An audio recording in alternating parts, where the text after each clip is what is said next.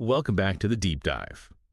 Okay, so if you're out there learning a new language, you definitely know that feeling, right? That point where you just get stuck, the intermediate plateau. You've got the basics down, yeah? Ordering coffee, getting around, maybe you can chat for 10 minutes about your weekend. But you still feel, I don't know, miles away from really being fluent, like properly expressing yourself. You're functional, sure, but not free. So here's the big question for today. What if the best way forward, the real shortcut to fluency, isn't actually more conversation practice, stumbling through with the same 300 words? What if it's actually opening a book? Could grabbing the right text be the fastest, most effective tool to really push your language skills forward? That's exactly what we're digging into today. We're challenging that common idea that fluency just comes from talking more. We're looking at sources, expert advice really, that lays out how reading strategically in your target language can be a massive accelerator, a game changer, basically. So our mission today is pretty specific. We're going to break down the actual methods, how to pick the right resources, super important, and the key do's, and maybe more importantly, the don'ts for hitting fluency faster. And the promise here, based on what we've looked at, is huge. Reading builds that passive vocabulary like nothing else, and, crucially, it helps you soak up grammar naturally, in context. You start to internalize how sentences work without just memorizing rules. Right, and here's that first big insight that really caught my eye. Reading exposes you to a whole different version of the language. It's not just practice. It's like unlocking a richer, more complex level that everyday chat just doesn't touch. Exactly. It's a parallel path to mastery. Okay, let's unpack that idea because, yeah, it is fascinating. The sources really hammer this point home. Written language and spoken language are like fundamentally different beasts. Learning to speak gets you one version. Learning to read unlocks another, potentially way more powerful version.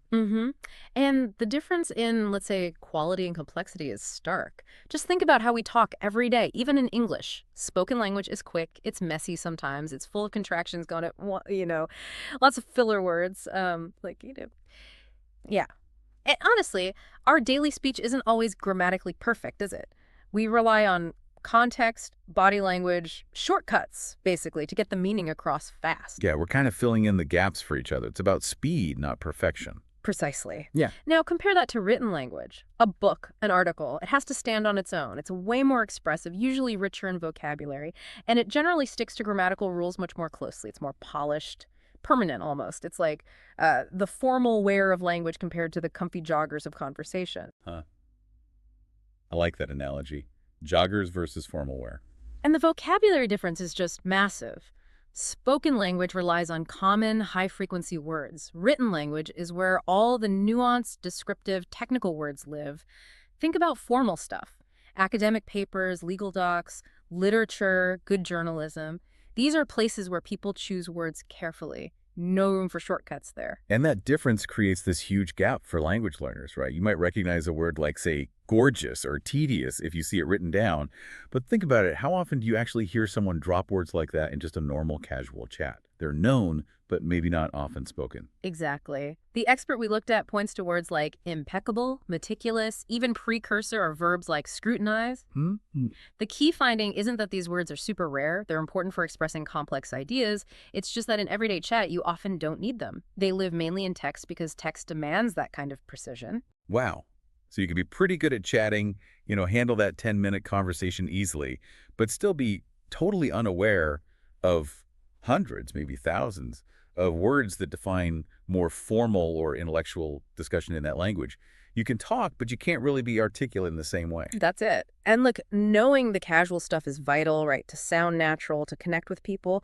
But the sources argue the real fluency superpower is knowing both, being adaptable, knowing the street talk and the boardroom talk, so to speak. And this is where it gets really powerful for the learner. The implication is pretty direct. If you meet someone, a non-native speaker, who naturally uses those more elegant, expressive words, the kind they probably picked up from reading, it just instantly changes how you see them, doesn't it? You think, wow, they sound really educated. They must be really fluent. Yeah, it signals a kind of depth, makes them stand out.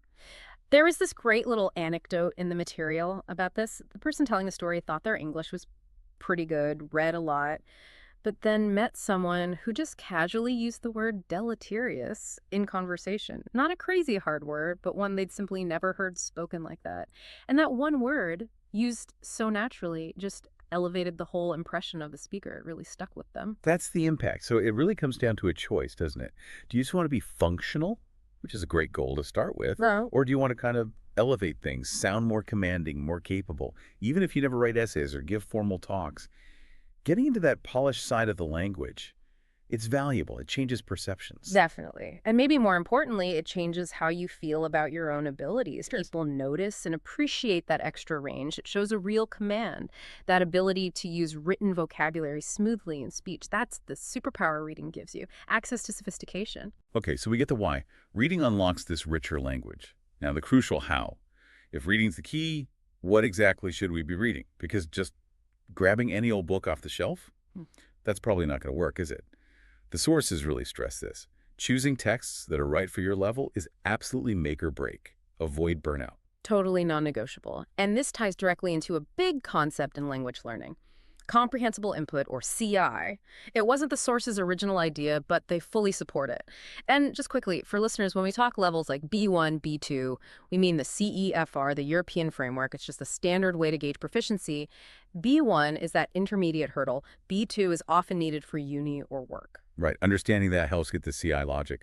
So if you pick up a text and I don't know, you only understand like 20%, way too hard, your brain just gets overloaded, you feel lost, exhausted, and you'll probably quit pretty fast. Exactly. But, flip side, if you pick something up and understand 100%, every single word, well, that's too easy. It's comfortable, sure, but it's not pushing you. You're not learning new words, not seeing new structures. You're just coasting. So the sweet spot, the goal, is what they call I+1 input, just slightly above your current level. You want to understand most of it, maybe 80, 90%, but definitely not everything. It needs to stretch you a bit, force you to learn, but without being so tough, it just kills your motivation, that burnout danger zone. Right, so practically, what kind of stuff hits that sweet spot? The sources suggest 3 really good types of resources. First up, short stories. These are great, especially maybe for A2, B1 levels. They're short, obviously. So you get that feeling of accomplishment quickly. A quick win. It feels good to actually finish something, doesn't it? Boosts your confidence. You can find collections online or in books, often sorted by difficulty. Second, and these are maybe the most structured option, graded readers. Highly recommended. These are books literally designed for specific language levels, often tied right to those CEFR levels we mentioned. The people making these carefully control the vocabulary, the sentence complexity, everything. They make sure it stays in that comprehensible zone. Less guesswork for the learner, less frustration. That sounds super useful. And the third one, especially good for B1, B2 folks trying to get those sentence structures down, bilingual editions. Yeah, these are brilliant. The format is usually a paragraph, maybe a page in the language you're learning, and then right next to it or on the facing page, the exact same text translated into your native language. Oh, I've seen those. They seem really helpful. They're incredibly valuable. It's not just about quick lookups. It forces you to compare. You see immediately how an idea is expressed differently. Translation is almost never word for word, right? So you see the different word order, the idioms. You start to naturally absorb the syntax of the target language, not just the words. It's like a mini lesson in structure on every page. Okay, makes sense. Now, traps. What should we definitely avoid? The sources are pretty blunt about a couple of big pitfalls. First, the children's book trap. Strong advice against starting with kids' books. Yeah, and the reason is simple but easy to forget. If you're an adult, you'll likely be bored stiff by the content. You have adult interests, an adult brain. Reading about, I don't know, a bunny finding a carrot? Linguistically simple, yes, but zero intellectual engagement. Right. You wouldn't choose boring stuff in your own language, so why force it in another? Especially when staying motivated is half the battle. Exactly. Boredom kills motivation, motivation dies, learning stops. Which brings us to trap number 2, the massive classics trap. Ah, yes, ambition. Right. Don't jump into super complex, dense, or just plain huge books before you're ready. Classics often use older language styles, complex sentences, stuff even native speakers might find tricky. Learning Russian. Maybe don't start with Dostoevsky's 1,200 pages yet. Your enthusiasm will get crushed. Okay, confession time. I fell right into this trap. When I started learning French, I thought, I need a big project. And I love The Count of Monte Cristo, so naturally, I bought it in French. Big mistake. Huge. Who'd that go?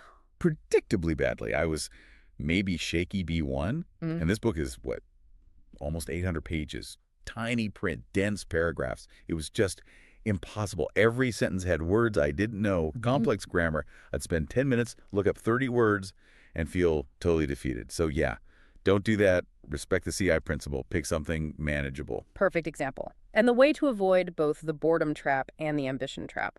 Follow the interest rule. Simple as that. Pick genres you already like reading in your own language. Thrillers, sci-fi, romance, nonfiction about your hobbies, whatever floats your boat. If you're genuinely interested in the story or the topic, the effort of looking up a word or figuring out a sentence feels worthwhile. You get an internal reward that keeps you pushing. And the ultimate hack within the interest rule, according to the sources, reread a favorite book, one you already know well in your own language. This is just genius, cognitively speaking. You already know the plot, the characters, what happens. That background knowledge frees up so much mental energy. You're not struggling to follow the story and decode the language. You already know the what. So your brain can focus almost entirely on the how the language is used to tell that familiar story. Like the Hunger Games example I mentioned. If you know Katniss volunteers as tribute, you're not wondering what she just did. You're focused on how the French or Spanish text describes her doing it. Exactly. It massively speeds up pattern recognition. Your focus shifts from plot prediction to linguistic analysis almost automatically. Okay, so we've picked our book. It's interesting. It's at the right level. Goldilocks zone. Now, how do we actually read it? Because there's more than one way, apparently.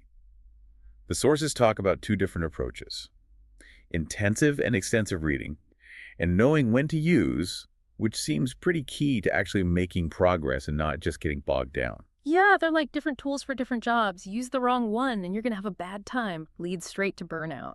So let's start with intensive reading.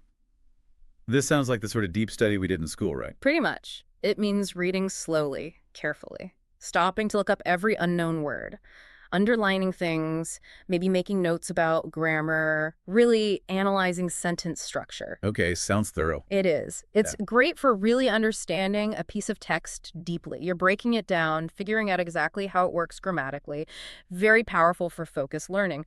However, and this is the big caveat from the sources, intensive reading should only be used for short sections, like a single paragraph, maybe 100, 200 words tops, a very specific bit you want to dissect. Why only short bits? Because it's incredibly mentally taxing. Doing that for a whole chapter, let alone a whole book, it's completely unsustainable. You'd burn out in minutes. It's slow. It's hard work. Right, okay. Which brings us to the other method, the one they say should be our default, like 95% of the time. Extensive reading. Exactly. Extensive reading is all about flow, enjoyment, and getting the gist. It's reading without stopping constantly. You let the text flow over you. You deliberately don't look up every single word you don't know. And this is key. You accept that you won't understand everything perfectly. Maybe you only get 85% of the meaning. 85%, okay. But that 85% is usually enough to follow the story, to keep things moving. And while you're doing that, your brain is passively soaking up language patterns, sentence structures, common phrases, just through sheer exposure. 95% extensive reading. Wow, that feels counterintuitive. Like if I'm just letting words fly by that I don't understand, aren't I missing learning opportunities? Or worse, maybe reinforcing bad habits if I guess the meaning wrong. That's a really common concern, totally understandable. But the sources argue the goal of extensive reading is different. It's not about perfect accuracy right now. It's about volume, speed, flow, and massive pattern recognition. Your brain is amazing at finding patterns. By seeing thousands upon thousands of correct sentences, even if you don't stop to pick each one apart, you build this intuitive sense of the language, that feel for what sounds right. Okay, so the volume makes up for the occasional missed word. Largely, yes. And remember that other 5%. That's your intensive reading time. That's where you do the focused error correction. You take that small amount of time to really dig deep into a short passage, consciously check the grammar, make sure you understand the nuances. So you are checking yourself just strategically, not constantly. The massive exposure from extensive reading builds the foundation. So the practical strategy is mostly read for flow, extensive, but then maybe once a day or a few times a week, pick a tricky paragraph you just read and really take it apart. Exactly. Best of both worlds. Extensive builds fluency and intuition. Intensive builds accuracy and deep understanding. Okay. This also means we need to tackle that urge, the constant dictionary habit, because that kills the flow of extensive reading, doesn't it? Oh, massively. If you're stopping every sentence to look something up, you're not really reading anymore. You're translating word by word. It slows you right down. So the sources give a rule for this, like when should you actually stop and look up a word? Yeah, a really practical word lookup rule. Two main conditions. First, only look up words you see over and over again. Like if the same word pops up 3-4 times in a short space. Because it's probably important for the story or the main idea. Exactly. It's clearly a key term. Second exception, look up a word if it just seems really interesting to you personally. It catches your eye, sounds cool, you just have a strong urge to know it. Why that? Because that intrinsic curiosity is a powerful memory aid. If you want to know it, you're more likely to remember it. Okay, so repeated words or personally interesting words. What about everything else? For everything else, the advice is try to get the meaning from context. Use the words around it, the overall situation. It's a skill in itself. And does that actually work? Getting meaning from context? Surprisingly well, according to the research. You might not get the perfect dictionary definition, but you can usually figure out if it's positive or negative, a person or a thing, an action, enough to keep the story making sense. And that skill, guessing from context, is super valuable. Plus, the sheer volume and flow you maintain by not stopping constantly is probably more beneficial long-term than knowing every single word perfectly right away. Right, we've got the what content and the how strategy. Yeah. Now let's talk tools and techniques, because honestly, technology today makes this stuff so much easier than it used to be. The sources have 3 really great practical tips here. Yeah, the first one is probably the biggest game changer. Use digital tools. We're talking e-readers, Kindle, Kobo, or an iPad, even just using the Kindle or Apple Books app on your phone, reading physical books when you're learning. It just adds unnecessary friction. Why are digital platforms so much better? What's the main advantage? One huge thing. Instant lookup. Zero friction. You just tap or click on a word you don't know, and boom, the definition pops up right there on the screen. Often bilingual dictionaries are built in. You don't leave the app, you don't lose your place, your focus isn't broken. Okay. Compared to the old way, stop reading, grab the paper dictionary, flick through pages, find the word, read it, close dictionary, try and find your place again. Exactly. That old process takes, what, 30 seconds? A minute? And it completely shatters your reading flow. Digital lookup takes literally 1 second. It makes extensive reading actually possible without constant interruption. It's huge. Plus, digital tools make saving words easier, right? Highlighting. Oh, yeah.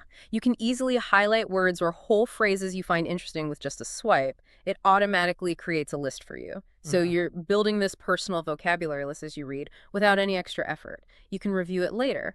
Turns reading into a kind of dynamic study session. Cool. Okay, tip 2 involves a specific app. Yeah, for shorter texts especially, the sources recommended an app called LingQ. That's LINGQ. It's like a whole ecosystem built around reading for language learning. What does it do? Well, you can import pretty much any text you find, online news articles, blog posts, short stories, whatever. Then often it can generate audio for the text or link to existing audio so you can listen and read. Big plus for pronunciation. But the core thing is it makes word lookup super easy within the app. And it tracks the words you know versus the ones you're learning. It color codes them. Oh, visual tracking. Nice. Yeah. And when you look up a new word, you mark it as learning, and it gets added to your personal list. Then you can quiz yourself on those words, make flashcards. It really helps you nail down that vocabulary from short, focused text. Great for that 5% intensive study. Gotcha. And the final tip, number 3. This one seems aimed at bridging that gap between just recognizing a word and actually using it. Exactly. It's the power of reading out loud. So actually speaking the words on the page. Yeah. Yep. Now, again, not the whole book to be exhausting and slow, but pick a short paragraph, maybe one you found interesting or a bit tricky, and read it aloud. It's especially useful for languages where spelling and pronunciation don't match up neatly, like, well, English or French. Helps you connect the written form to the sound. But the biggest benefit, the sources say, is how it connects passive vocabulary to active vocabulary. Can you explain that? Sure. Passive vocabulary is all the words you recognize when you see them written down. You know what they mean when you read them. Active vocabulary is the words you can actually pull out of your brain and use correctly when you're speaking or writing yourself. Ah, okay. Knowing versus using. Precisely. They often live in different parts of your brain, neurologically speaking. Reading silently mainly strengthens the recognition pathway. But when you read out loud, you engage your mouth muscles to form the words, you engage your ears to hear yourself say them. It forces your brain to take that word from passive storage and move it towards active usage. You're practicing the production of the word, not just the reception. Exactly. You're training yourself to actually say those cool, sophisticated words you learn from reading. Because let's face it, the ultimate goal for most of us is to use the language, right? Yeah, absolutely. If you only ever recognize meticulous, but can never quite bring yourself to say it in conversation, have you really mastered it? Reading aloud helps bridge that final gap. It turns the reader into a potentially more powerful speaker. Okay, so let's try and boil this down. If you want to use reading as that fluent shortcut, what are the absolute must-dos from this deep dive? Pick stuff you actually like, first off. Respect that comprehensible input rule. Find the sweet spot, not too hard, not too easy. And mostly, read for flow extensive reading using those tech tricks like instant lookup to keep it smooth. Yeah, I think that covers the core strategy, and it really positions reading not just as some kind of homework, but as maybe the most powerful engine for getting that high-level articulate fluency. It unlocks that whole richer side of the language that just talking often doesn't touch. It takes you from functional to, well, potentially quite sophisticated. Right. And here's that final thought, something to chew on maybe as you're browsing for your next book in your target language. We talked about how written language uses different structures, more complex vocabulary, maybe more formal logic than everyday chat. So think about this. Could reading a lot of that varied, maybe more demanding written material actually change the way you think in the new language? Not just how you speak, but the actual structure of your thoughts. That's interesting. Like, could wrestling with the way arguments are built in academic texts or how narratives are structured in complex novels, could that actually sharpen your own ability to reason and structure complex ideas in that foreign language? Yeah. Could it elevate your thinking within the language itself? It suggests reading isn't just about words. It might be about refining your whole cognitive process in that new linguistic world. Definitely something to ponder. Food for thought as you dive into your next read. Hopefully this deep dive has given everyone some solid tools to make that reading journey way more effective and ultimately faster.